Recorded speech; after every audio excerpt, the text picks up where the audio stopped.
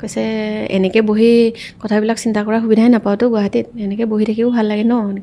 সেইদিনাখন মই উদ্ধাৰ কৰিছিলোঁ জানানে, যে জুবিন দাই অকলে বহি নীৰৱে বহি আচলতে মানুহৰ সমাগমত থাকি ভালেই নাপায়, তেনেধৰণে থাকি ভাল পায়। হয়, আমি জুবিন গাৰ্গজনক আমি বুজিয়ে নাপালোঁ।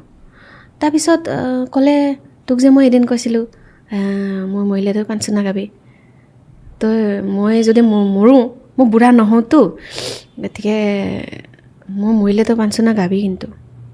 আৰু মই সেইদিনাখন মোৰ মস্ত খং উঠিলে আৰু মই ক'লোঁ যে দুনাই মোক এই কথাটো আৰু মোক নক'ব, আপুনি কি কথা কৈ থাকে আপুনি এনেধৰণে মোক। আৰু মই গানেই বাদ দিম, মই নাগাওঁ, মই গান চান নাগাওঁ, মই গান চান বাদ দি দিম, এনেকৈ ক'লোঁ মই। আৰু নক'ব দুনাই মোক এইবিলাক কথা এনেকৈ। তাৰপিছত ক'লে নকওঁ দে, এনেকৈ ক'লে আৰু নকওঁ দে। তাৰপিছত আকৌ হাঁহি পেলাই কৈছে ঐ তই শুনিছ নাই, মনত ৰাখিবি কিন্তু, এনেকৈ হাঁহিছে আকৌ এবাৰ।